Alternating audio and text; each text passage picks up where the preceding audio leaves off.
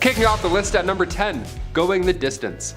First things first, how much was an IPA back in the 1800s? That's why we clicked this video, right? That's all we want to know. Some beers today cost like $13 at the bar. What's going on?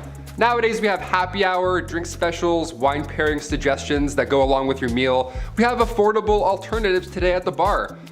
Back in the 1850s, saloons would price their drinks depending on how far away you had to travel to get there. Isn't that wild? In the Yukon, their shots of whiskey were like 50 cents a pop. That was a lot of money back in the day. If you were to ask for the same drink in a local saloon, say in Colorado, you could get numerous beverages for the same price. And as you would expect, the fancier the establishment, the more you'll spend. But either way, it's not gonna be comfortable. Number 9, manure everywhere.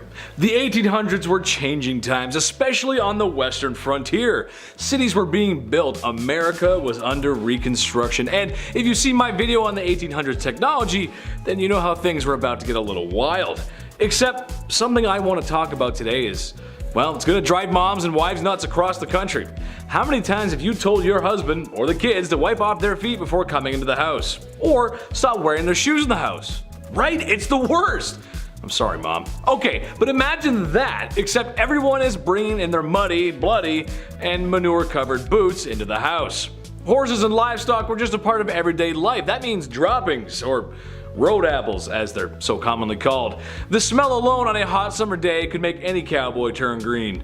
I think I'm going to puke, Dad. Number 8, no spitting. Spitting was a common habit back in the Old West. You see it in movies and parodies, they're always spitting on the ground and stuff. Well, it's because it's real. It's a real fact right there. It wasn't officially outlawed. However, many towns and cities did prohibit spitting on sidewalks and inside of public buildings, because yeah, please don't do that. Thank you so much, sir. This was largely due to concerns about hygiene and, of course, like I said earlier, the spread of disease. In addition, spitting was considered rude and uncivilized behavior. Yeah, of course, and many people were offended by it. Middle of conversation, guy just spits in between your feet. I'm like, wait, don't do that. Please don't do that ever again. Some businesses even had signs asking customers to not spit on the floor. Can you imagine what kind of shithole you're in? You have to ask people not to do that. There was also social norms in place that discouraged spitting in certain situations. For example, it was considered impolite to spit in the presence of a woman or in formal settings, which, yeah, I agree, still do that today. That's great. Despite these efforts to discourage spitting, it remained a common practice among cowboys, miners, and other workers in ye Old West. They're like, yeah, I have shit in my mouth. I don't know, we don't have water. I'm gonna spit. Sorry. Number 7, communal towels. Ugh, this one's so rough. It's exactly what you think it is. It was a ride. Today we have paper towels that you pump like 13 times just to get a little sheet. Or sometimes, if you're lucky, that Dyson air drying thing where you just dip your hands in for like 13 seconds and then it's done. You're like, oh, the future is here. That's always fun, that one. Back in the Old West, communal towels were often used in public restrooms and other shared spaces. Yeah, just one towel for all. Just to dap off everything that's wet or damp back then. Ew. These towels were usually made of cloth and hung on a rack for multiple people to use just in public, like it's your bathroom. While this may seem unhygienic by our modern standards now, it was a common practice at the time. So yeah, I don't know, we can laugh a bit, I guess. People were generally less concerned about the spread of germs and diseases back then, and communal towels were convenient and they were a cost-effective option for public spaces. However, with the rise of awarenesses about hygiene and germs and all that nasty stuff, the use of these towels eventually fell out of favor in the earliest 20th century. Thank God. Imagine dapping off your lips after eating some wings with a communal towel. Some cowboy just, you know, and then he, and then you come in and wipe your, that's so gross. Number 6. Hair care? Yeah, I added a question mark there because, I don't know, not much TLC going on top back then. Throughout history, people have used a variety of natural ingredients for hair care. Nowadays, guys have it too easy. It's like Axe 5-in-1. It's like hair, armpits, legs, feet, all like, no way you can do all of that. Popular methods in the Old West were whiskey and castor oil. Yep, all on your big exposed head, right in the sun, there you go. Pantene Pro V wasn't a thing then, so folks were rubbing their heads clean with castor oil. That's a nightmare. Whiskey was believed to help cleanse the scalp and often promote hair growth, while the castor oil, that option, that was thought to moisturize and condition the hair. So that'd be a fun 2-in-1 back then, that's great, put that in the stocking. These ingredients were readily available and most importantly, they were affordable, making them popular, but also, realistically, it was their only option. Guy's doing whiskey, he's like, yeah, let's clean it up, clean up top. It's so hot. It's like, ugh, really burns. Number 5, medical shows. Today, medical shows, they're fascinating. Dr. Pimple Popper, I'll watch that all day while I eat. I don't even care. I'm disgusting like that. Dude's getting mashed potatoes squeezed out of their back, so I'm like, let's go. I love it. I'm slapping that thumbs up. It's my shit. Back in the Wild West, the 1860s, the 1890s, they had what's called medicinal showmen. These are, what an absolute joke, what a con. These guys would go town to town selling elixirs and tonics, everything one needs to live a happy and comfortable Western life, but they were full of lies. None of this shit is true. These professional medicinal showmen would have pawns run ahead and plant themselves in the audience before these random demonstrations of amazing medical elixirs, right? These shows, bunch of bullshit. They would call up random audience members, that guy that ran ahead, and then use one of these elixirs and magically treat their ailment on the spot in front of the public, right? Almost as if it was a magic show. One of the most successful of these elixirs was the elixir made from John Healy and Charles Bigelow. It was a mixture of herbs, roots, and animal fat, said to treat any and all illness, but in reality, it was just an extremely strong laxative. So, yeah, if you're gonna take it, make sure you're close to home. Yeah. Number 4, bad bartenders. When we think of old saloons, old West saloons with the swinging doors and stuff, a few catchphrases and a cowboy with some whiskey, all that good stuff, the bartender back then would pour a drink, the cowboy would take the bottle instead. So illegal. Sir, that's that. Please put that back. Back in the wild Western days, grabbing a drink at the bar wasn't like that at all. It wasn't like anything you see in the movies. It sucked. Bartenders, they had no regulations to follow behind that dirty bar. But not only was it very high proof, but some bevies like tarantula juice would just poison you. It was literal poison. If its name didn't tip you off, it was literally made with poisonous ingredients, because that's how cowboys did it back then. But they're hairs. I don't know. Tarantula juice was made from strychnine. If you drink it, you're gonna feel like there's tarantulas crawling all over your skin.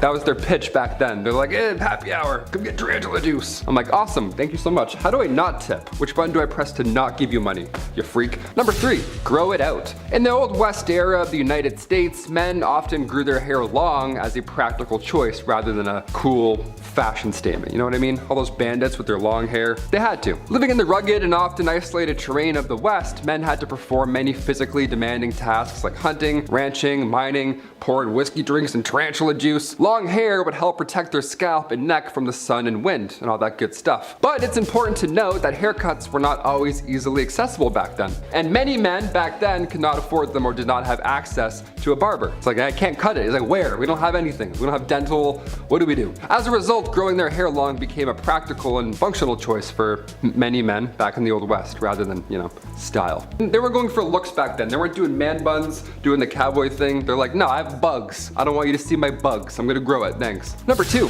outhouses. This one here stinks. In the Wild West, outhouses were sadly common as indoor plumbing was not yet available. Didn't think of that yet. So these structures were often simple and consisted of a small building, if you want to call it that, with a hole in the ground for your waste disposal, if you want to call it that. Now, due to the unsanitary conditions and lack of proper waste management and knowledge about germs and stuff, outhouses could attract a variety of insects and other pests, and it was just bad to go in there. Flies, mosquitoes, other bugs, they were commonly found in and around these structures, and they could potentially transmit diseases to humans. So if you're in there, really get your business done and then get out. You don't want to waste time. You're not checking any tweets while you're in there, that's for sure. Despite the unsanitary conditions of an outhouse, they were a necessary part of daily life in the Wild West. And people learned to tolerate the bugs and just deal with it because they're like, you know what, this is better than going on outside. Whatever's going on out there, we're good. Close that up. One time I went to a cottage when I was younger and my mom didn't tell me that they had only an outhouse. No running water the entire week. I was like, awesome, let's turn around, I guess. I'm not doing that. I held it for like 7 days straight. It was a nightmare. And finally, number 1, broken bones. I'm lucky enough to have never broken a bone. I mean, knock on all the woods. But what if you did back in the old Western days, right? Then what would happen? But is a cowboy gonna heal you up? No. What if you were trying to learn a kickflip and you broke your leg? Then what? What are you gonna do? If the dental plan was any indication, it's not pretty, not a lot of options. In the Old West, broken bones were a common occurrence, particularly among those who worked in physically demanding jobs, like ranchers, miners, cowboys, around livestock. Those things kicking you randomly, something's gonna break. Treatment options were limited and often relied on first aid techniques, splinting the affected area with whatever materials were available, such as wood, cloth, or even animal hides. It sounds crazy, but back then that was really the only method for immobilizing broken bones. Pain relief, that was only provided with natural remedies, such as opium or willow bark tea. So you're gonna feel that entire healing process. It's gonna suck. More serious fractures, like ones that, go through the skin, those require the attention of a doctor or a surgeon. However, those medical professionals back then were not always available in the remote areas of the Wild West. Number 10, bounty hunter. Wanted dead or alive. The kind of thing that instills an idea of a character that would go out into the wilderness alone to hunt down criminals like Texas Cheddar over there, and would be despised by all those they encountered. But that's not actually how it really was.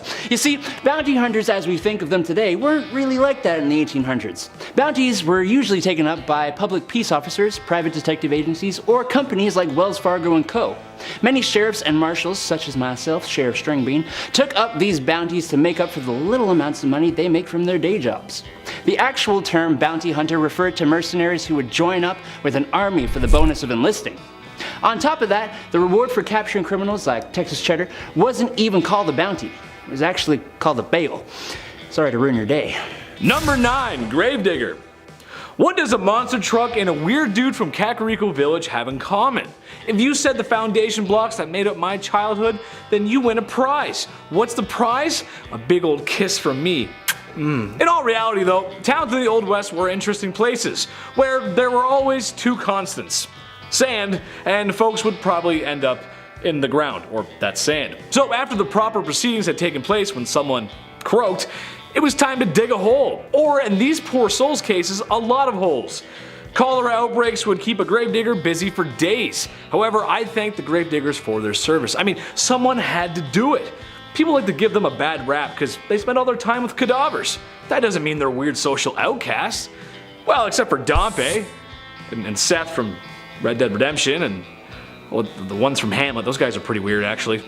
Oh boy, maybe we should just keep our distance from them. I don't know, I'm getting out of here. She's who you'd see in these old Western films. Josephine Sarah Marcus. A smolderingly good-looking actor born in 1861, Marcus ran away to Tombstone, Arizona while touring with a theater group performing Gilbert and Sullivan's HMS Pinafore. She stuck around to marry Sheriff John Banham. But 2 years later, when notorious criminal Wyatt Earp showed up, well, her marriage went cold very coincidentally as she got all hot over tall, dark, and handsome Earp. Josephine and Earp fell in genuine love, and she'd supposedly be the reason behind the famous duel at the OK Corral, a 30-second flurry of gunfire involving the Wild West superstars Doc Holliday, the Clayton brothers, and of course, the Earps. He, unlike many, was unbothered and actually more intrigued by her Jewish heritage. The Earps lived an okay life once they settled a bit, moving between mining and oil camps and eventually California to promote a movie about Wyatt Earp's lawman exploits. Unfortunately, Wyatt passes away before this is accomplished, leaving Josephine to battle it out with the studios and writers who take the original biography and turn it upside down. A commercialized depiction of her husband and an unflattering portrayal of her is released called Wyatt Earp Frontier Marshal. It came out in 1931 and fueled 50 years of Wyatt Earp mania, pro and con in print and film. Until she died, Josephine worked hard to have the correct documentation of her beloved life released. She passed away in 1944 and claimed until her dying day that Wyatt Earp was her one and only true love. Here's another one, Pearl Devere. She is one of the most famous madams in history. This red-haired siren was born in Indiana around 1860 and made her way to Colorado during the Silver Panic of 1893. Devere told her family she was a dress designer, but in fact rose to fame as the Old Homestead, a luxurious brothel in Cripple Creek, Colorado. The price of a night's stay could cost patrons $250, which at the time was insane, but more so in comparison to how most hotels at the time charged about $3 a night. The building was reportedly equipped with an intercom system and boasted fine carpets, imported furniture and drinks, and chandeliers. As beautiful as she was sharp, the Rose of the Wild Bunch. Daughter to Germanic mother and Native American father, Laura Bullion faced discrimination and inability to fit in right away. But that's okay, she followed her father in the footsteps of career criminal. And while working as an escort in Texas, she becomes involved with Will Carver, who had been her married-in uncle until her aunt's recent demise. Now widowed, Carver took 15-year-old Laura to Utah with him, where he begins working with Butch Cassidy and the Wild Bunch in 1898, as does Laura. Laura Bullion helped the gang by fencing goods and money for them and was known to the group as Della Rose and often called the Rose of the Wild Bunch. Her affections also turned to Bill Kilpatrick, a member of the group, and they became lovers. Having taken part in several train robberies with the Wild Bunch, Kilpatrick and Bullion returned to Texas with William Carver, where Carver was ambushed and killed by lawmen on April 1st of 1901. Bullion and Kilpatrick then fled to St. Louis, Missouri, where they were arrested on November 8th of 1902. 1901. Kilpatrick was found guilty of robbery and sentenced to 15 years in prison, while Laura was sentenced to 5. After serving 3.5 of those years, Laura was released from Missouri State Penitentiary at Jefferson City, Missouri on September 19th of 1905 and lived the last years of her life in Memphis, Tennessee, under the name Freda Lincoln, where she was a seamstress and a dressmaker. She passed away on December 2nd, 1961, and is buried in Memphis under a tombstone that reads Freda Bullion Lincoln, Laura Bullion, the Thorny Rose.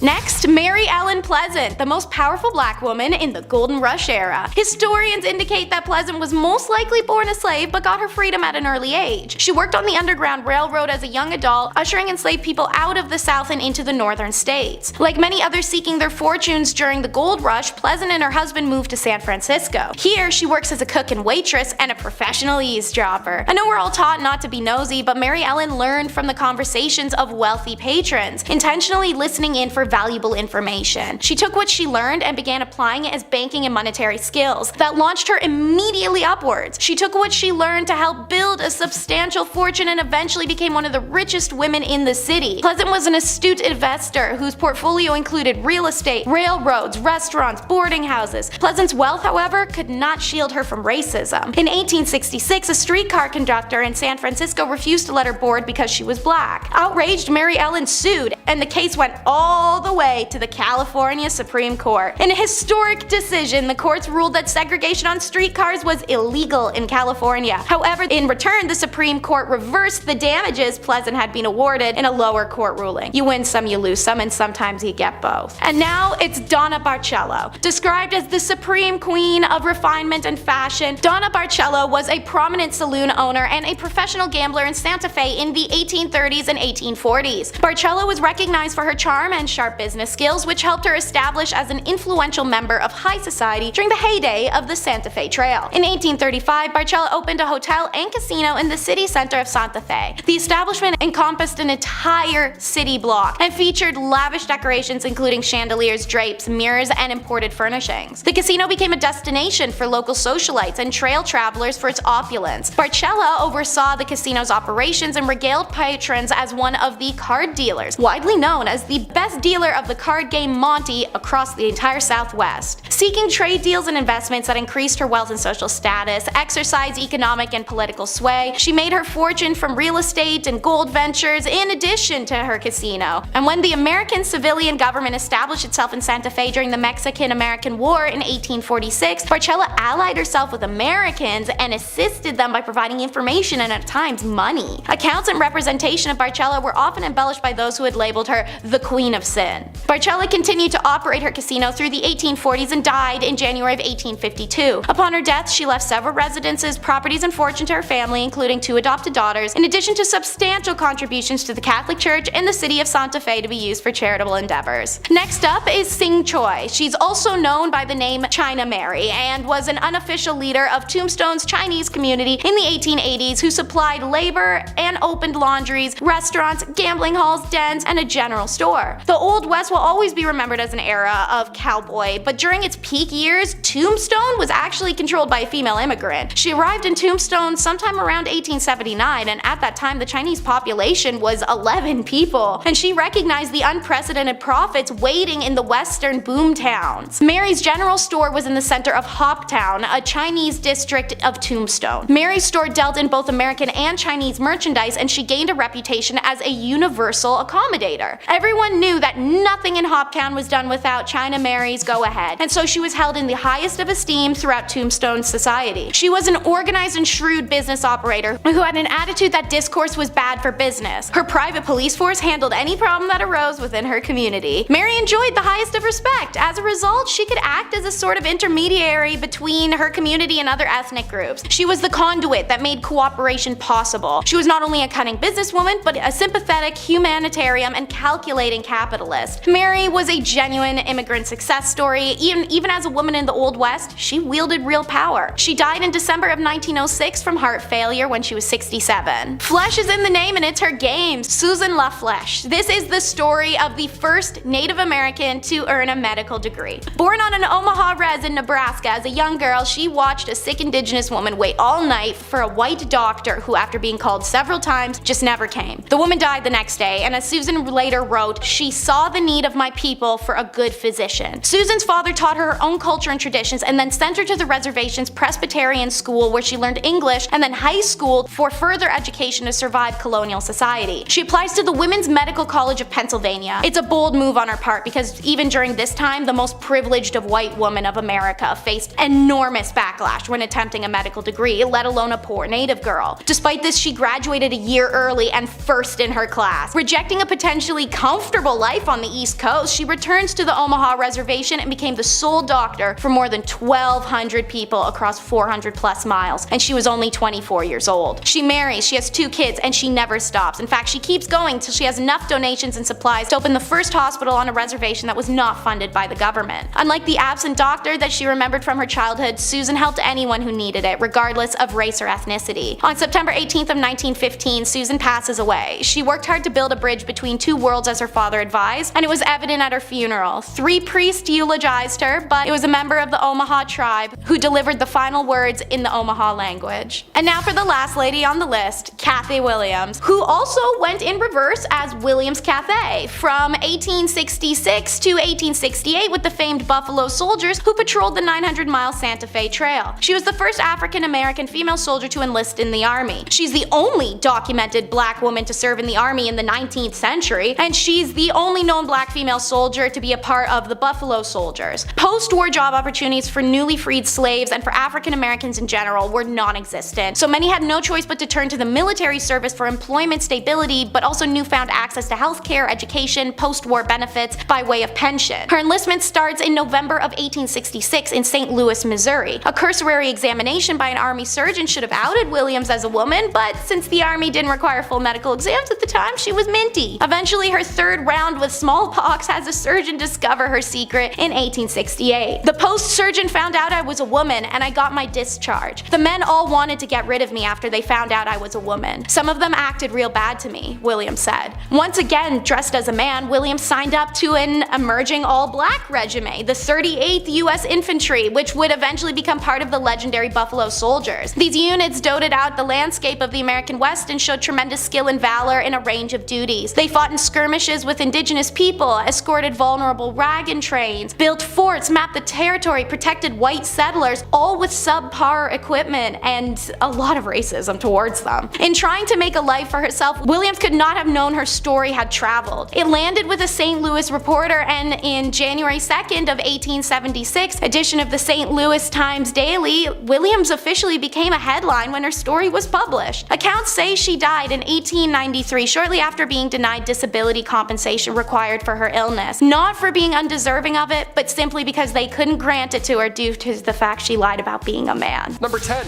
Bank robberies. Okay, when we hear about the wild, rootin' tootin' Wild West, whatever, we think of outlaws like Butch Cassidy's Wild Bunch, the James Younger Gang. Apparently it was just bank robbery central back then, just a lot of this and tapping and riding horses and stuff. That's really not true. Bank robberies didn't happen that often in real life. In fact, during the Wild West era, officially declared from 1865 to 1900, there were only 8 bank robberies.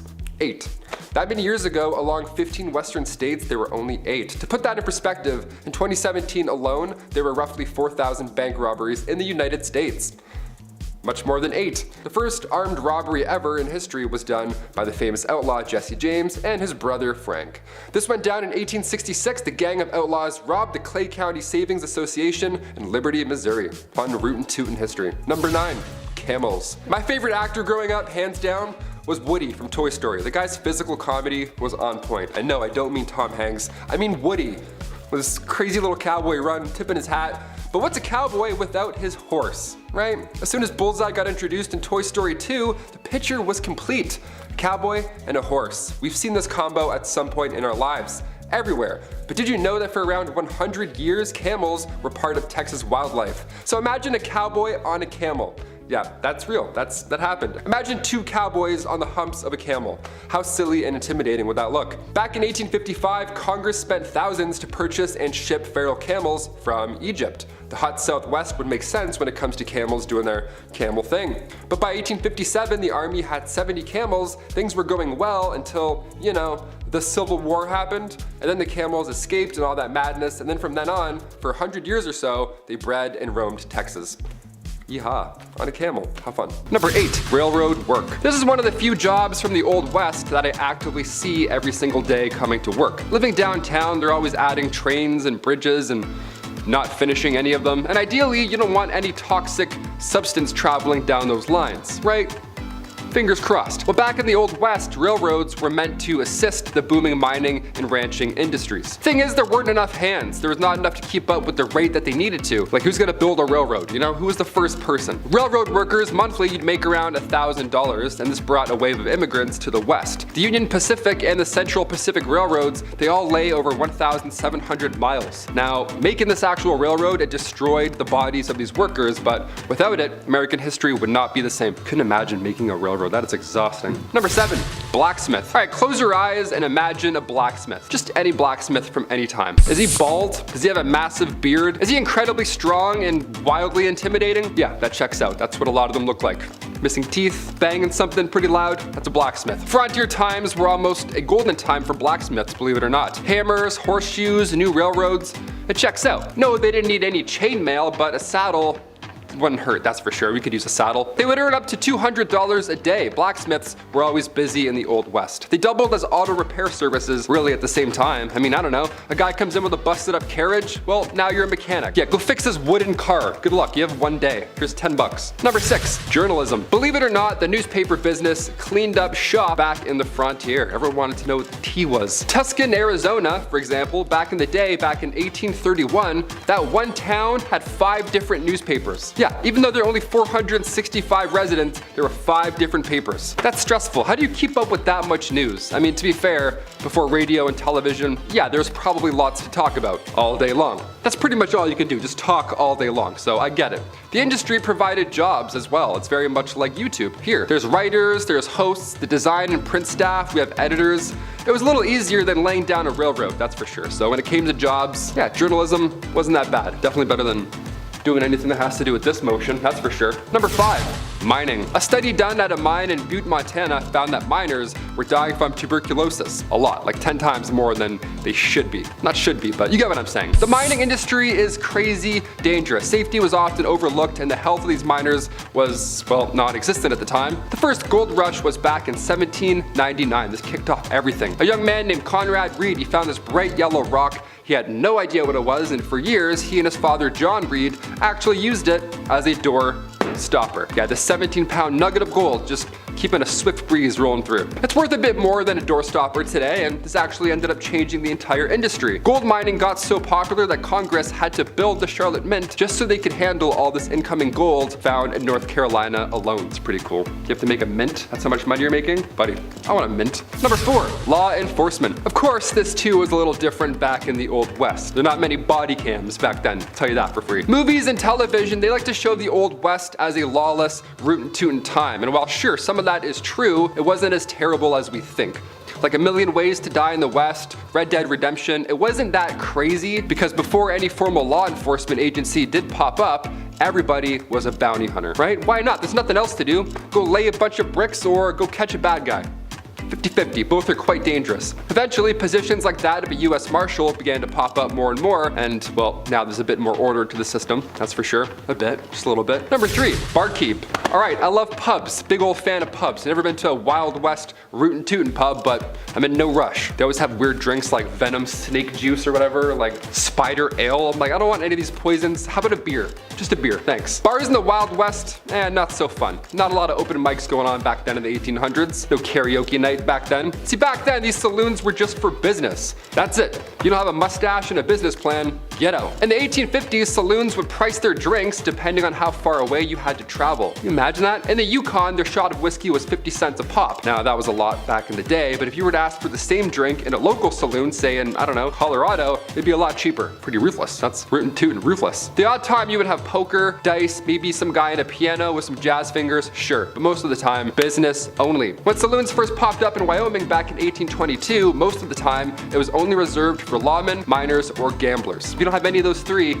you're thirsty. Go gamble. Go grab a dice and come back. Number 2, resurrectionalist. Yeah, you don't see a lot of these guys around anymore, eh? Wonder where they all went. A resurrectionalist is exactly what it sounds like. It's very gross. You're trying to bring someone back to life, I guess. Not really. These guys were responsible for digging up dead bodies, and then they would sell them to medical schools in the West. Now remind you, this was the late 1820s, so yeah, it was fine, I guess. This practice began in Edinburgh, Scotland. The medical science community was on the up and up, but in order to study new medicines, you know, to avoid the next plague or the next toxin rolling through your system, they needed these guys to come in and do the dirty work. Today the medical community is a bit different. We're a bit, you know, smarter with things, but hey, never say never. A resurrectionalist might come back to life and be a new profession. How ironic. And finally, number 1, medicinal showmen.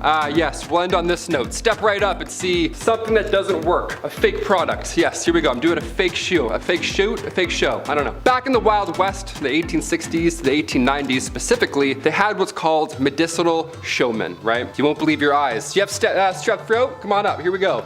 Definitely gonna fix that. These guys would go town to town selling elixirs and tonics, whatever, but it was all about the pitch. That's pretty much all they had. They would have pawns, like their buddies, run ahead into town and then plant themselves in the audience before these random medicine shows. That way, when the world's greatest showman doctor arrives, he randomly picks an ill patient that he knew was there, and then boom, just like that, he's cured. Almost like a magic show, right?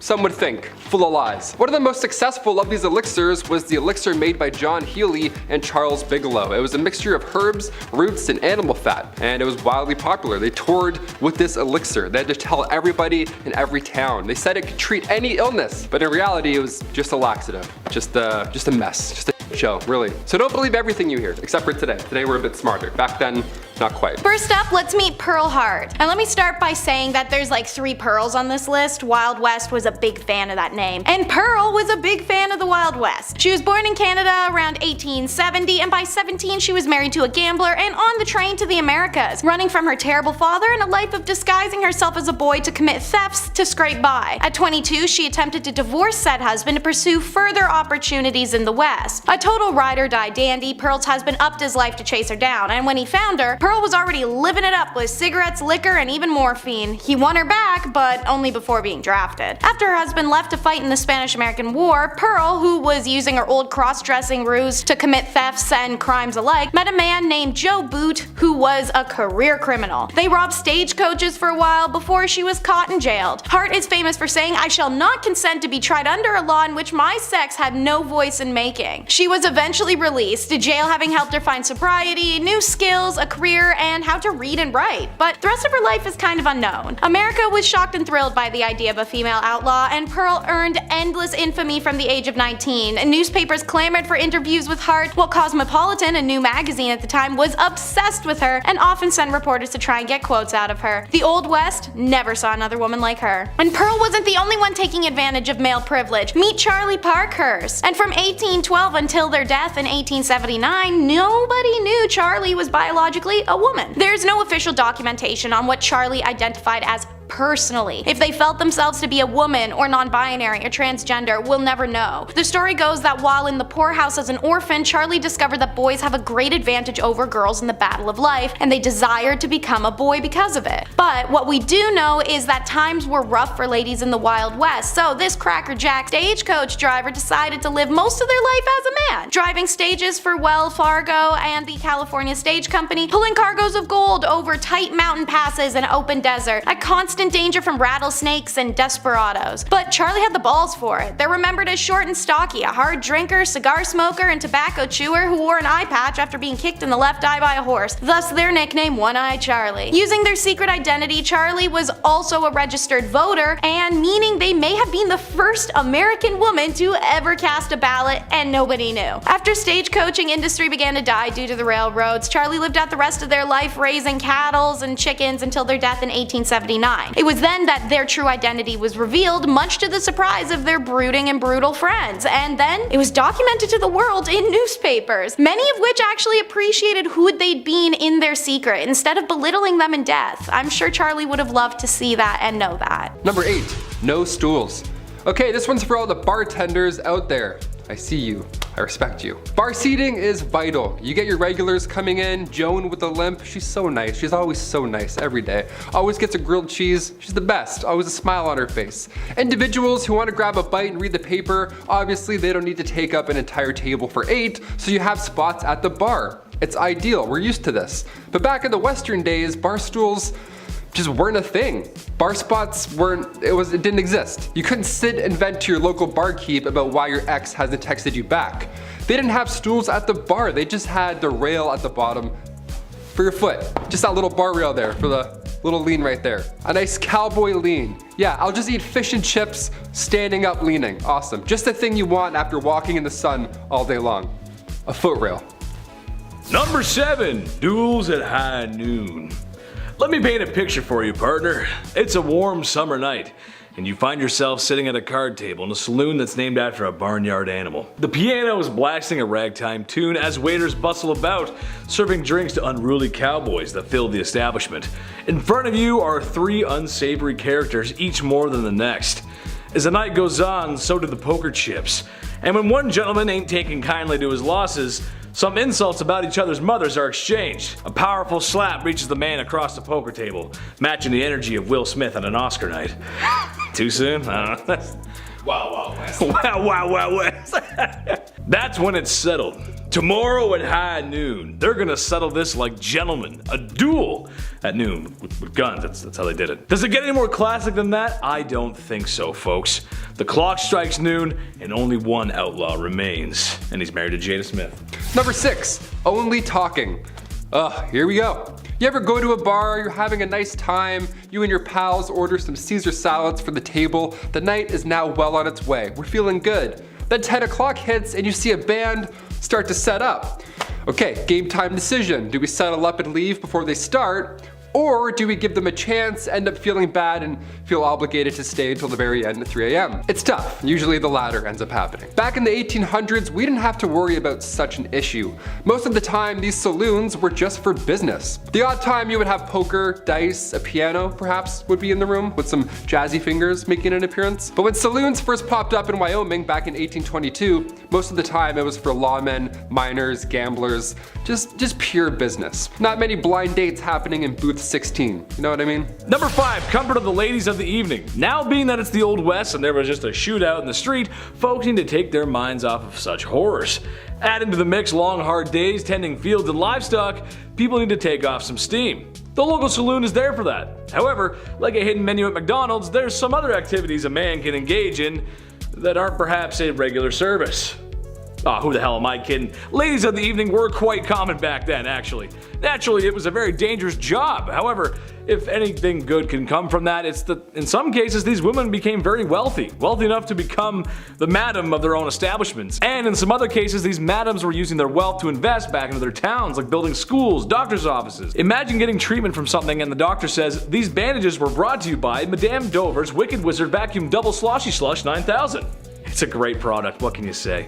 Number 4, interior decor. We've seen a Western saloon in movies. More often than not, it's the swinging door. You know, the classic, they always kick it in, boom, and dust everywhere and all over the place. Dust gets all on people's meals, the classic. You sort of need to kick those doors open, kind of, also. Because if you go through slow, it's just weird. It like pushes your clothes back. You need that cowboy momentum. In reality, there weren't a lot of swinging saloon doors. In fact, most saloons across the West were in pretty rough shape. They didn't look like a Tarantino set at all. They looked like that one pub in that one town that one time, you know? Just not clean, not clean at all. You ride by, you're like, is that still open? How is that still open? These saloons were tiny rooms. We had stools or chairs made of fur. You know, no one's running fish tacos to tables in 1850s. It doesn't always smell like a nice pub. You don't see something go by and you go, ooh, what's that? I wanna have that. No, that doesn't happen here. One of the fanciest saloons has to be the White Elephant in Fort Worth, Texas. It was 2 stories and it served fresh fish and oysters. Apparently it was a lovely time. Number 3, manifest destiny. The destiny of America. There's a famous poster somewhere. It's like an angel guiding the pioneers west. It's like pointing, doing something like that. Back to the history. What is manifest destiny? Well, for our non-American audience, it was this very core belief that since America had won its independence and begun expanding west, that they were destined to do so and keep expanding. And expanding. Why should the freedom train stop here, right? Coast to coast, baby. And maybe buy Alaska from Russia. Since, well, they're not really using it. Okay, and maybe Hawaii. They got pineapples or something, I don't know. Alright, maybe even heavily influenced places that are beyond US borders. But all that American influence and imperialism starts here. Imagine being the pioneer who dared to venture west, like the Great Oregon Trail, or those who crossed the desert states. And some really religious folks that found a salty lake in the desert looked at their wives and said, I need at least 2 or 3 more. God bless America. Number 2, mixologist. You ever go to a pub, like a chill pub, dare I say a restaurant, and a dude with a mustache thinks he's in Peaky Blinders for no reason behind the bar? He's flipping bottles that don't need to be flipped, he's lighting shots on fire. Guy, it's 12:45 in the afternoon. What's your soup of the day? Where did this come from historically? Where did the cool bartender role come from? I'm trying to order a Cosmo, but he won't stop doing stunts. In the 1800s, bartenders were referred to as mixologists. They were top dog. They had to be. They were the fanciest guys in town. We're now doing impressions of these guys today, you know, with the bow tie, and we pour it in fancy ways, because around the late 1800s, saloon owners were growing rapidly. So now you needed to have something special, something unique for the town, like say a witty mixologist who can twirl his mustache as he pours a drink without looking. Great, now the town feels special, it feels unique. Manuals for bartenders came out around the 1860s, that's when things started to get more serious. A gentleman named Jerry Thomas published a guide called How to Mix All Kinds of Plain and Fancy Drinks. Today we still have that, but now it's a red sticky binder that says meal specs and Sharpie. It's not as fancy, but it gets the job done. Number 1, dysentery. Nothing is more horrible, more awful than catching dysentery. Trust me, I would know. I never caught it, sometimes I get diarrhea. Anyway, in Oregon Trail, the very charming DOS game. Gotta love that DOS color palette. Eye-melting cyan and violet. Nice.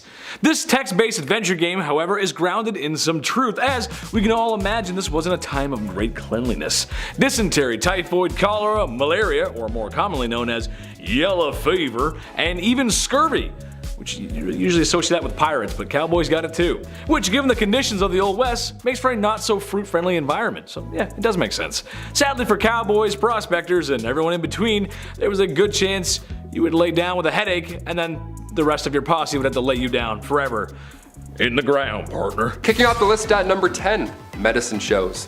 Nowadays, medical shows are fascinating. Dr. Pimple Popper, I can weirdly watch that all day. There's something about animal rescues, home renovations, or chiropractic adjustments, you know, I can never be bored. So back in the wild, wild west, the 1860s to the 1890s, they had medicinal showmen. Yeah, these guys would go town to town, of course selling elixirs and tonics, but they would really nail this pitch. They would have pawns run ahead and plant themselves in the audience for these random medicine shows. That way when the world's greatest showman doctor arrives, he randomly picks an ill patient and then boom, just like that, they would be cured.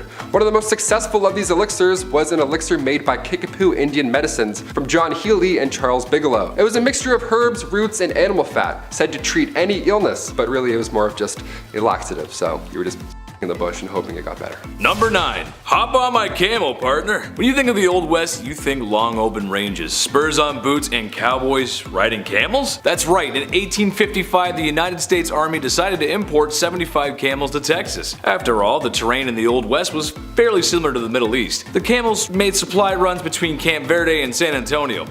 But trouble began when the American Civil War broke out. Eventually the camels were sold off or simply let go into the wild, where they multiplied and began to cause havoc. So much so that folks began to spin urban legends, such as the Red Ghost, a 30-foot tall creature that made people quiver in their britches. When in reality, most people had never seen a camel before, and it was just a feral camel wandering the desert. But I mean, who knows? If Star Wars had a 30-foot camel in the snow, what's to say there isn't one running around in the American desert? Number 8. Saloon owner. Saloons are about as synonymous with the Old West as a single tumbleweed blowing in the wind, moving from stage left to stage right. Just about anyone could be a saloon owner too, from Festus down the street to the previous sheriff to a fancy gambler. The saloons of the Old West outnumbered churches 100 to 1, and are any of us really surprised? You'd see one general store, one doctor, if you're lucky, and then like 3 saloons all on the same street. It's actually probably one of the most usual jobs on this list. It was also one of the most accessible jobs, usually being what people turned to when other avenues of employment ran dry. It would even be what you did while saving up money to buy farmland or to run for your office in your government. And in a town where everyone and their moms knows you as the guy who serves the liquor, you ain't gonna have a hard time getting elected. I kinda wanna be a barkeep now. Number 7. Lady of the evening. I talk about these ladies a lot, I know. Not because I want to, but because that's history, baby. I mean, not that there's anything wrong with that. I'm window shopping only these days anyways. That's just the way she goes. A wise man once said, sometimes she goes, sometimes she doesn't. Way she goes, boys. When we think back and look at the Old West, you think of all the hard-working men and women who made the frontier possible. If it wasn't for those pioneers, we might not have the West Coast today. That means no vegan food. Ooh. That being said, the brothels and ladies who laid down their lives are a huge part of that history. Some brothels became so wealthy that they even would invest back in their towns, buying schools, medical buildings, that kind of thing. The truth of the matter is, no matter how greasy it might seem, it just wouldn't be the Wild Wild West with a little girl power. Number 6, a banker. Look, it ain't really unusual, but you get shot at a lot. Bank robberies were not just in movies, no sir. To be a banker these days came with the territory of inviting unwelcome weapon-wielding bandits to hold you up. Apart from robberies, these banks had pretty much zero regulation too, so fraud and mismanagement was pretty commonplace. It's almost safer to keep your savings in a vault at home. Almost. A lot of the time, these banks were just a couple of fellers in town who teamed up, pulled their money together, and opened a community bank. You can kinda guess how this probably wouldn't be the most trustworthy of monetary depositories. But they were absolutely essential for some people, especially those in the cattle business, where you would see around $50,000 to $100,000 exchange hands in some of those transactions. That's a lot of money back then. Heck, that's a lot of money right now. To me, at least. Applications for a sugar mama will be received in the comments below. Number 5, gambler. You gotta know when to hold 'em, know when to fold 'em, and know when to walk away. Anyone who spends time in front of a slot machine will tell you that it can be a dangerous game. Many have claimed to won it big, all whilst envelopes with red print pile up at the front door. Final notice? Pfft, that means another spin, baby.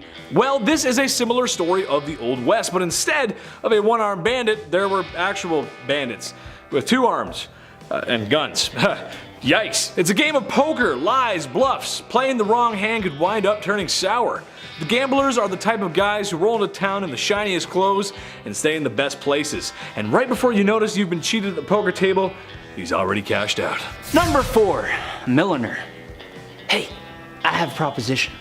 So we have hats for men, right?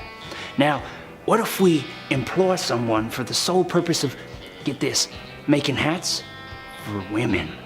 Well, Jebediah, we have that. That would be the milliner down the road there. If you were a high fashion lady in the 19th century, then you would have definitely come into contact with these fine sellers and makers of women's hats. They were usually located in bigger cities where the higher end families would either live or spend their time. And you should take a look at some of these hats. They are works of art. Maybe some are a little whack, but hey. Number 3, con man. You'll like this one, guys. You're gonna like this one. There's nothing more peculiar, more strange, more theatrical than a snake oil salesman. Where would John Marston be without Nigel West Dickens? I don't know. They were traveling salesmen who were swindlers, liars, crooks, thieves, selling pseudoscience products to folks who just didn't know any better. It would work something like this. I would show up in town with my traveling cart of wares and mysteries.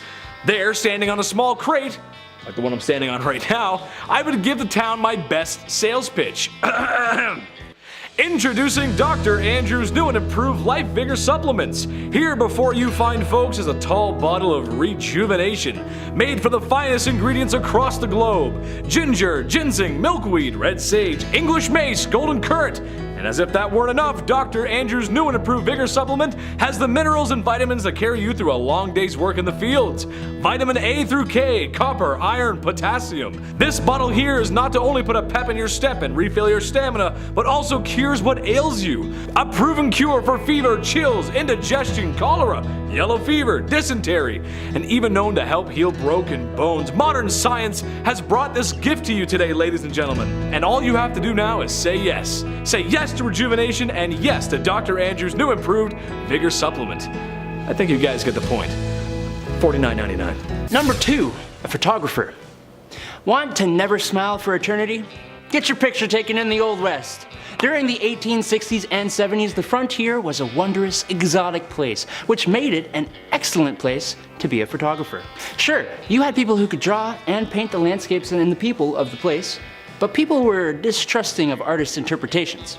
Pictures sold you the place exactly as it was. The high-quality images were in high demand. Every government survey and all the major railroads had official photographers.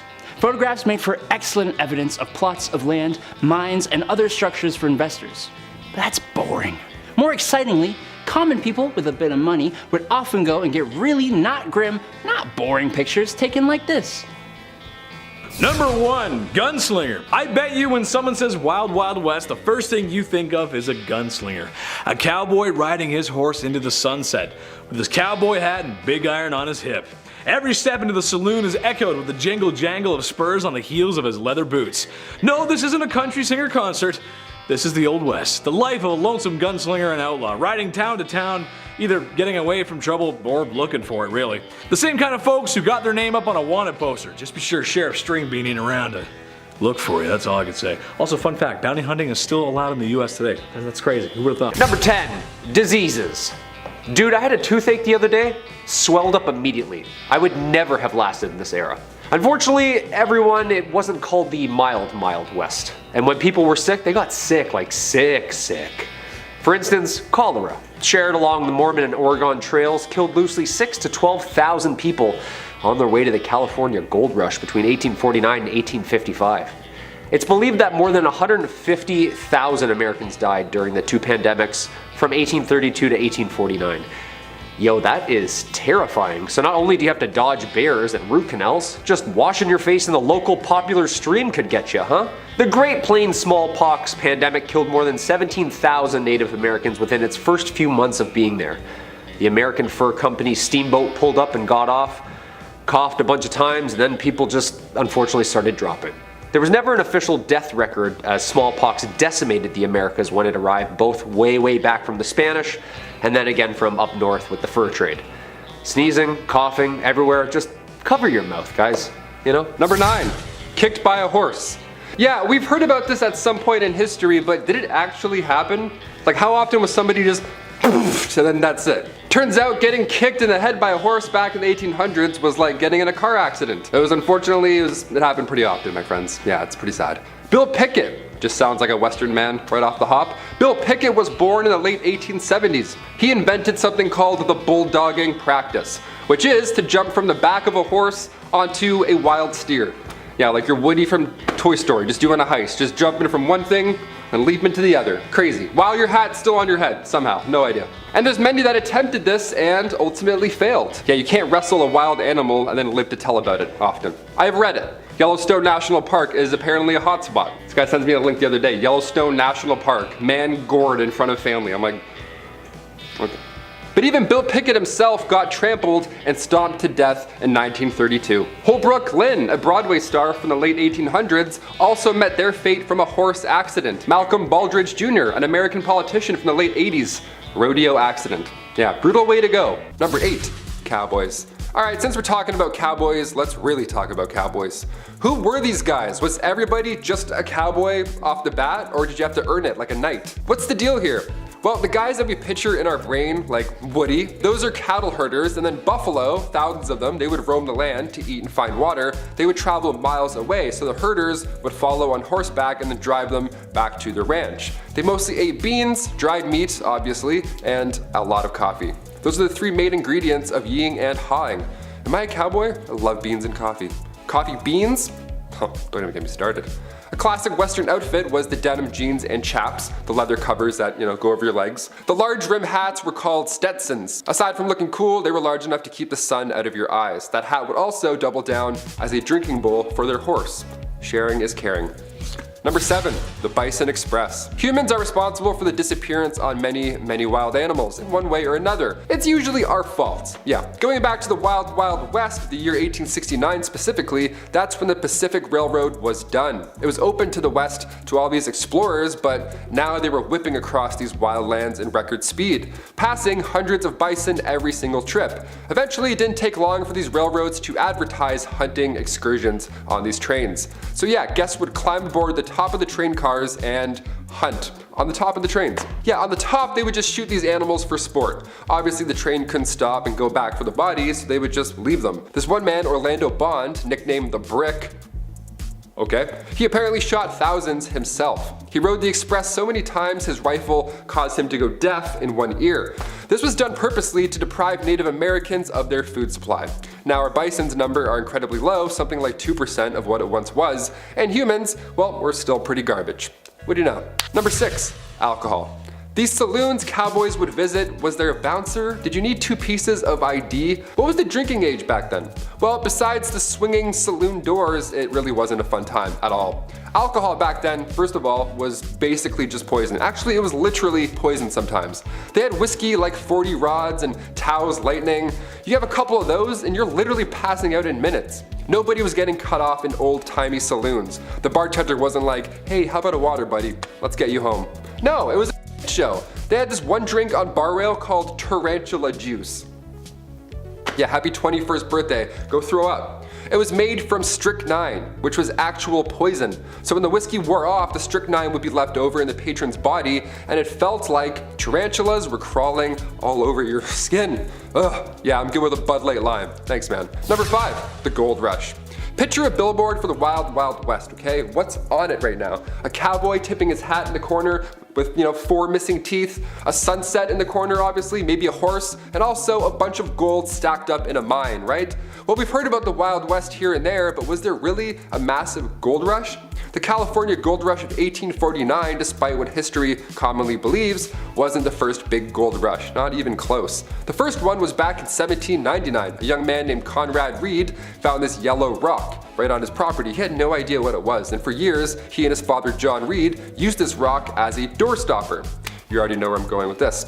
This 17-pound nugget of gold, which is worth a lot even today, back then this information was game-changing. Congress then built the Charlotte Mint just so they could handle all this incoming gold found in North Carolina right after. Then later in 1828, more gold was discovered, but this time in Georgia. This was the second rush. Then come 1848, James Marshall found gold at Sutter's Mill, California.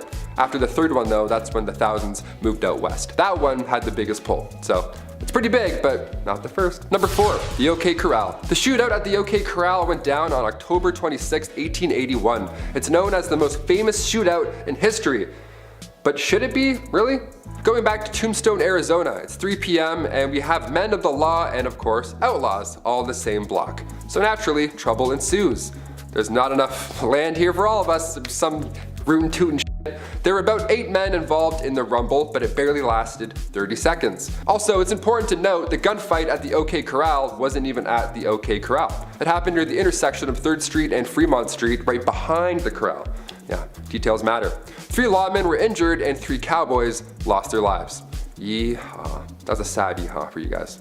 This is why you don't organize shootouts at 3 p.m. I don't know, everyone's drunk, there's bad decisions, apparently there's bad aim. Just slam some milk, shake some hands, go home. Simple. Number 3, Helena Duels. So we've talked about the bizarre ways folks would settle beef back then. They would slam tarantula juice and shoot animals from the top of locomotives, have a 30-second fist fight in the middle of the day, and then go home. But have you heard of these Helena Duels? It began, of course, in Helena, Texas, aka the toughest town on earth, at least it was back in the 1800s. The Helena Duel began here. There's even a movie called The Duel with Woody Harrelson and Liam Hemsworth. They show this style of combat in a pretty brutal, Hollywood way. Both opponents had their left hands tied together with buckskin, and then each were given a small knife with an even smaller blade. It had to be short enough so it didn't reach any vital organ. That was the Texas trick. Then they're whirled around until they're dizzy, and then it gets really loud, really messy, and really bloody. Last man standing, pretty much. The crowd, of course, watches and places bets, which is always insane to me. I can't watch UFC sometimes. I don't like seeing things break, let alone a Helena Duel. Catch me inside sipping milk, texting my ex. Hard pass, freaks. Number 2, train games. Entertainment was always a hit or miss when it comes to these historical lists. The Romans held gladiator battles with animals that drew in thousands of spectators from across the land. Well, in 1894, William Crush, a railwayman, had this event in mind that would for sure go down in history. Oh buddy, did it ever. William Crush wanted to secure the future of the railroad company in Missouri, Kansas, and Texas. And to do so, William made an entire temporary city appropriately named the City of Crush. Nice. There was a carnival for children to enjoy and all that jazz, but the main pull for adults was the train smash. The collision of two 40-ton steam trains was meant to be the talk of the town. Look at these Goliaths as they smash, crush, into each other. How fun. Yeah, the trains collided, it worked, and the darndest thing happened. They blew up. Yeah, it's almost like they caused a disaster for popularity. Neat. 40,000 came in and many left injured. A couple of people sadly didn't leave at all. One survivor ended up getting 10 grand out of the deal. His name was J.C. Dean, and they lost their eye in the explosion, so the company gave them a lifetime railway pass. Just the thing you want right after that horrific event. Sorry about your eye, here's free PTSD as well, anytime you want. Enjoy. Crush was later rehired by the railway after it gained popularity. Yeah, this happened back then too. Somebody does something horrible, and then now all of a sudden they're famous. Hashtag chairgirl. And finally, coming in at number 1, Elmer McCurdy. This one is insane, I had to end with it. Elmer McCurdy, back in 1911, he decided to be a rootin' tootin' criminal, and he attempted to rob a train. Unbeknownst to him, that train was not full of gold, but rather passengers. Collecting a whopping $46, which back then was still pretty good, he was quickly shot by a lawman afterwards.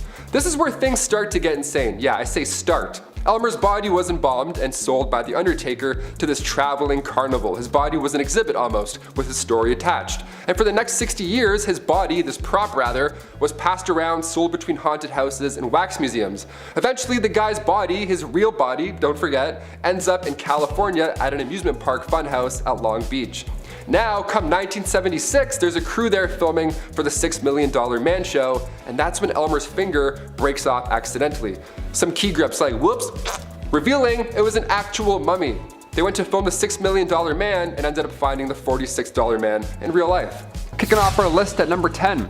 Seam squirrels. I love squirrels. Being Canadian, we see quite a bit of them. They're a little too friendly for me at times, but they're great. During the Old West era, seam squirrels were, well, not what you think. Personal hygiene was not a priority for many people back then, obviously, and lice infestations were unfortunately quite common. Now, the type of lice that affected people during this time was commonly known as body lice, which is pretty horrible. That could be found in the seams of clothing, hence the term seam squirrels. Yeah, not actually a squirrel at all, it's just body lice. Gotcha. Body lice, of course, was a major problem during the Old West era, and they were responsible for the spread of diseases like typhus, trench fever, and relapsing fever. Relapsing fever? I haven't even heard of that one, that's terrible. These diseases were often fatal because, ye Old West, and many people in the Old West succumbed to them. To combat the spread of lice and the, one of many diseases that they carried, people in the Old West often resorted to extreme measures, such as burning their clothing or even shaving their heads completely. That's why you see old cowboys and they look like they're stressed. They have no hair,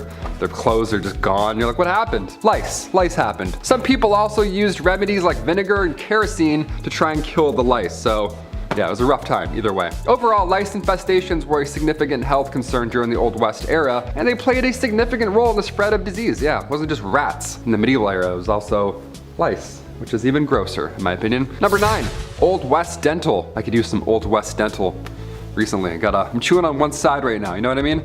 In the Old West, dental hygiene was not a priority for everyone. They couldn't afford it. And also, dental care was often very sparse. You couldn't really find it anywhere for that matter. People generally didn't have access to modern dental tools or products, and many did not have regular access to any dentists at any point in their life, which is a sad but real fact. That would suck, I'm terrified. However, there were some basic dental hygiene practices that people in the Old West may have followed to keep their teeth, somewhat in their heads, keep their gums not rotten. Didn't do much, but did something. There were toothbrushes. Not many, but wasn't as good as Oral-B. There was some stuff. More often than not, you'd have to use twigs or chew on mint, that kind of natural survivor stuff. Some people may have also used a cloth or a rag to rub their teeth clean. Yeah, don't forget your tooth cloth before you go on vacation, I guess. Gotta and put it back in your pocket. Your old woody teeth, gotta rub those. Access to professional dental care was limited in the Old West. Some towns, some had dentists, but all they did back then was just pull out the problem.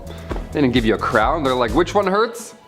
All right, get out of here. All without anesthesia, so that's a great time. You're gonna remember all of it. Other options included a community toothbrush, which is hilarious to think about and also so sad. Yeah, some public establishments had a public toothbrush. Can you imagine? Go out, have a little brush, check your teeth. All right, cool. I'm gonna go back to the bar. I'm gonna be sick. I'm gonna actually throw up right now. Number 8, missing minds. There's billions of dollars worth of gold lost at the bottom of the sea. It's there right now, waiting for you. Yeah, I'm talking to you. But if you don't have goggles, maybe swimming just isn't your thing, no sweat. Try the West.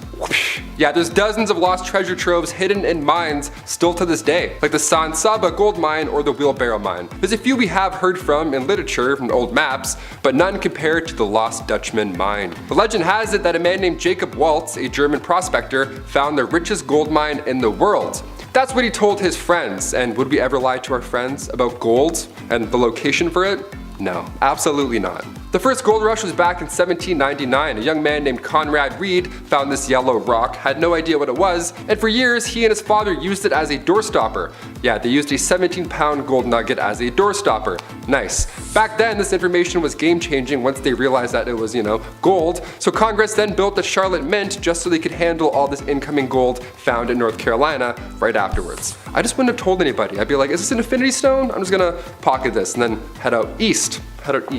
Number 7. Sideshow Crook. Elmer McCurdy was no different in life than any other bandit at the time. What makes McCurdy so unique is in his afterlife. McCurdy met his end on October 7, 1911, after local sheriffs tracked him down from a botched robbery. McCurdy was taken to an undertaker and prepared for burial. Unfortunately, no one came to claim the lonesome bandit. Not getting paid for his services, the undertaker began to display McCurdy as a sideshow attraction, charging patrons a nickel to view the bandit. The attraction became popular enough to draw the attention of carnival promoters, who offered multiple times to purchase the mummified crook, but were all denied. As the years went on, McCurdy changed hands from multiple sideshow attractions and museums. One day in 1976, a film crew was setting up props for filming. When someone began to move what they thought was a wax mannequin, it actually turned out to be poor old Elmer McCurdy himself. Eventually, McCurdy was laid to rest in a grave, where 2 feet of concrete were poured over his casket to make sure no one would come to steal the sideshow crook. Stay in the hole, partner. Number 6. Cowboys and aliens. Long before the Roswell incident in New Mexico back in 1947, aliens might have actually visited us. Yeah, the report comes from 1896 from 2 men in California. They reported that 3 alien beings were trying to abduct them. Were these just cowboy pranksters? Maybe they had a few shots of whiskey from the saloon? No, one of them was a colonel. Colonel H.G. Shaw and Camille Spooner were going from the town of Lodi to the Fresno Citrus Fair, which honestly sounds like a wonderful time, just saying that. But en route, they were greeted by 7-foot-tall, slender aliens. Yeah, the aliens didn't end up taking the 2 men because they were too heavy. These aliens were too thin and weak. Legit, that was the reason. They just couldn't grab them and take off. So they got back into their spaceship and they took off. How embarrassing is that? Hit the gym, E.T. Number 5. Romeo and Juliet. What's in a name that which we call a rose? Any other word would smell as sweet? It's often said that art imitates life, but sometimes life can be stranger than fiction, and oftentimes really similar. The Hatfield and McCoys were 2 feuding families in the time of the Old West, whose hatred of one another runs deep. The most serious issues being family members removed, Old West style, by the opposite family, and in one case a court battle over the ownership of a barnyard pig. But perhaps the best story to come of this feud is the love affair of John C. Hatfield and Rosanna McCoy. The 2 lovers met and instantly fell in love with each other, their families instantly disapproving of their newfound love. Similar to William Shakespeare's Romeo and Juliet, the star-crossed lovers' story ends in tragedy. After multiple attempts to rekindle their love, including a daring rescue organized by Rosanna to free Johnsy from her own family, their love never resparked, and Johnsy went on to marry her cousin. It's said that poor Rosanna died of a broken heart. He loves me not. He loves me, he loves my cousin? Number 4. Bank robberies. If you're going to parody the Wild Wild West, you need a horse, you need a hat, and you need a big sack with a $sign on it. Apparently, wasn't it like Bandit Central? Weren't there bank robberies on every dusty corner in every dusty old town? No, there actually was very little, in fact. Bank robberies didn't happen that often back then. In fact, during the Wild West era, officially declared from 1865 to 1900, there were only 8 bank robberies in total. To put that in perspective, in 2017 alone, there were around 4,000 bank robberies in the United States. So it got a lot worse after the Wild Wild West. Now we're on like wild, it's like 17 wilds at this point. The first armed robbery ever in history was done by famous outlaw, you may have heard of them, Jesse James and his brother Frank. This was in 1866. The gang of outlaws robbed the Clay County Savings Association in Liberty, Missouri. We know all these bandits, but it's like they're just robbers, they're just bad people. We shouldn't really know them or glorify them. But they do this and ride horses, so it's kind of fun. And the number 3 spot, Good Bad Town. On your way out west, you may come to find that the unsettled lands are full of danger, bandits, crooks, perilous weather. and the occasional tummy ache. When the town of Palisade, Nevada's railroad was expanded and people began to arrive in droves, the town boomed, but so did their boredom. Palisade was rather mild compared to the rest of the expanding West, so much so that when tourists began to complain of Palisade being nothing like the dangerous towns they read about in their dime novels, the people of Palisade acted by staging fake bank robberies, gunfights, and even Native American battles between them and the army, with sometimes the Native Americans participating. Also going as far as using real cattle blood during the staged combat. The citizens of Palisade were such effective actors that a lot of tourists began to run back to the train in fear of what they were seeing. Nothing more American than capitalizing on boredom. Number 2, Helena Duels. Have you guys heard of Helena Duels? They're pretty intense. They're a bit more intense than breakdancing battles, which honestly it's pretty close, but these are like right above it. Helena Duels began, of course, in Helena, Texas, aka the toughest town on earth. At least that's what they called it back in the late 1800s. It still is pretty close. The Helena Duel began here. There's even a movie called The Duel with Woody Harrelson and Liam Hemsworth. They showed this style of combat in a pretty brutal cinematic way. Opponents' left hands were tied together with buckskin and each were given a small little blade. It had to be short enough so you couldn't reach any vital organ. That was the trick. It was a brutal detail that made this an unusual event. But just like the Romans and the Colosseum, everybody likes watching violence. Depending what era it is, people are like, yeah, we'll still show up and watch people die, sure. People would make bets during these duels. How did anybody watch these at all? I can't even scroll through Reddit at night without seeing something awful, let alone a Helena Duel at like 4 p.m. And the number 1 spot. I don't like your snoring, partner. There were a handful of dangerous criminals back in the Wild West. This includes John Wesley Hardin. Born to a reverend in 1853, his parents hoped he would grow up to be a preacher. He turned out to be one of the most deadliest outlaws to ever live. Hardin claimed many lives over the years, but most bizarre was when he shot a man for snoring. One night in 1871, while staying at a hotel, Hardin was having trouble sleeping due to the man in the next room snoring loudly. Hardin promptly shouted at the man to stop snoring. Irritated with no response, he fired several shots into the next room, claiming the man's life. After years of being an outlaw and spending a lot of time in jail, he was released for good behavior, where he then received a full pardon. With his full pardon, Hardin was then able to take and pass the bar exam, afterwards setting up a law practice in Gonzales County, Texas. If your lawyer has a longer criminal history than you, there's a good chance you're not going to beat the case. Starting our list off at number 10, a banker. Today, online banking is easy, right? It's a little bit too invasive at times. I don't know. I get an email from my bank. It's like, Mr. McWaters, do you want to provide for your family? I'm like, chill, relax. Back in the Old West, you didn't get a courtesy check-in email. You didn't have overdraft. In fact, the United States national banking system, well, it didn't even exist until 1863. Before then, you'd have what were called wildcat banks. And, well, these were pretty fun. Here we go. What they would do is wildcat banks, they would take deposits for a short amount of time, collect your life savings, and then unannounced randomly, they would disappear overnight. Just take all your money and then run for the woods. How horrible is that? Imagine going to the bank the next day and it's gone. The bank's just not there. You're standing there with a card. Like, hello? Where did I put this in? You're telling me they pretended to be bankers for months at a time? Fake mustache, oh hello sir, good morning. Stamping things that aren't even real. They did all of that and then they just ran away with all of your money. That's wild. I get it now. I get it. The Wild West. After 1863, a noble profession was to work at a bank, you know, and not screw people over for thousands of dollars. The Hudson Bay Company, Wells Fargo, these are all names that began because of these fake Looney Tune wildcat banks. So next time you see your bank call, be thankful. Don't be stressed, be thankful. They've got your back. They're not gonna run away overnight. Number 9, ranch work. Alrighty, I can't do yard work. I don't know if you can tell by my physical being, but I can't lift a brick. My back doesn't allow me to reach the floor. A weird curve in the back, I don't know. Pulling weeds physically hurts my soul. Or maybe I'm just lazy.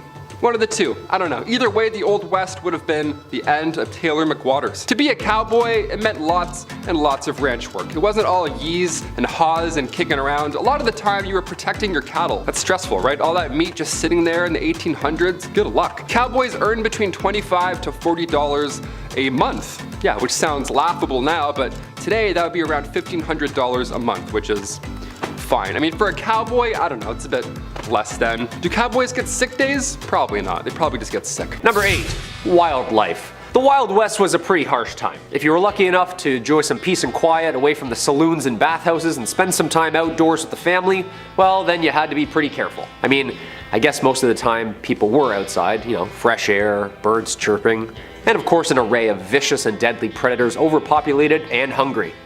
Dude, the grizzlies are named after the Grizzlies, right? Like imagine all those horses you had to wrangle, or the gators of the south just waiting for you to take a leak. Or pecked to death by these huge birds of prey. If you didn't have a rifle on you, something could get you. And that's all during the day. At night, laying on the ground on like a rolled up t-shirt?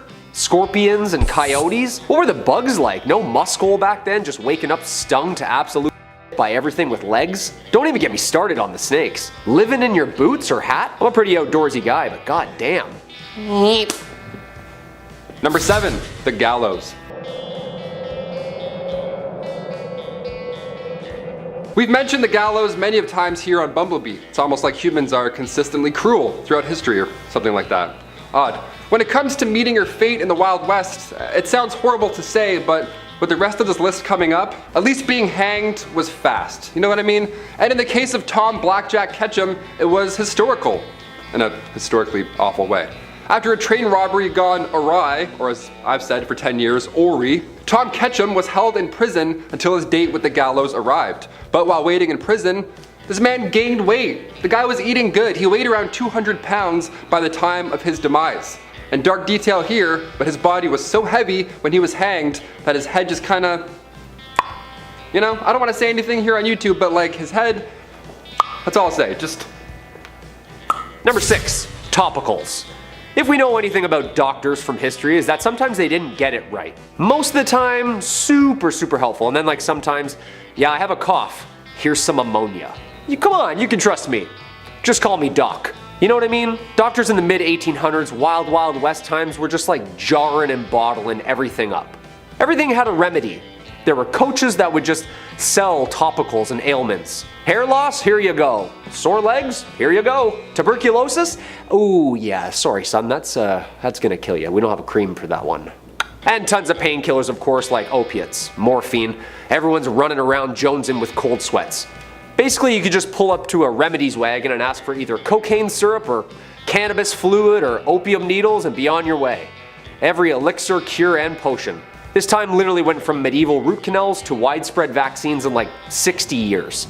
Pain leaves for headaches? Ooh, I'll take that one, please. Number 5, weather. Weather, you want to believe it or not. Try again. Back in the 1800s, obviously weather was a major factor, as it is today. Hailstorms, lightning, high winds. When you're a cowboy, this all sucks even more, honestly. Especially the opposite, when it's dry and humid for weeks at a time. Check this out. Wooden wagon wheels would actually shrink because of the heat. So they had to be soaked overnight just to prevent the iron rims from falling off during your commute during day hours. Yeah, it was so dry the wagon wheels needed water. Yeah, sorry I'm late, my wagon wheels were a little thirsty. Yeah, I had to wait for them to soak up some fun. I can't even drive a car downtown without having a panic attack today, let alone rubbing axle grease on my dry lips, waiting for my wheel to drink water. Number 4, gangs. If you've played the Red Dead Redemption series, then you've probably held up a train or two. Some of the posses that were famous at the time actually did that though, and weren't so nice about it. The American West was made up of criminal outfits, usually a gang or a posse, involving members who would just live and ride and rob together with. Jobs were scarce, and it seemed that it was just a little easier to just demand what you want and then enjoy the birth of all the media attention after, making some, quote, famous. An obsession, the cowboy culture, the outlaw criminal. Some of them include Billy the Kid's gang, the High Fives gang, and the Oklahombres. That's a good one. Artists were getting better at the time, and people were sketching wanted lists for local sheriffs. These posters would be calling cards for these guys. They kept them, put them in their pockets as souvenirs.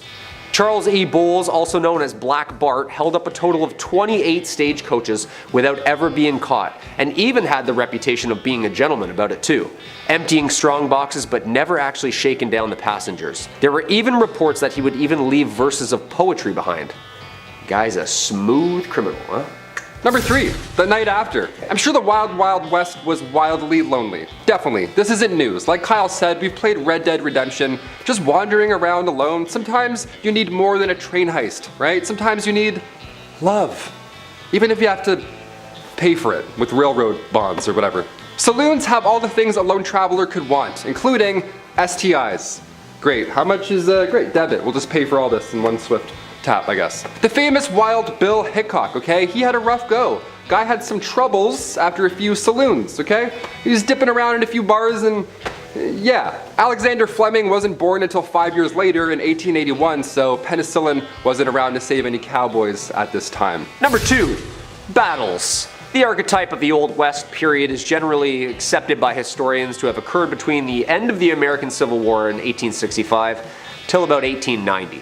The American frontier, also known as the Wild West, is the geography, history, folklore, and culture associated with the American expansion mainland that settlers started in the 17th century and ended in 1912. This era, giving rise to the expansionist attitude known as manifest destiny, which was the belief that Americans were supposed to travel and expand west. But with that came a lot of conflict.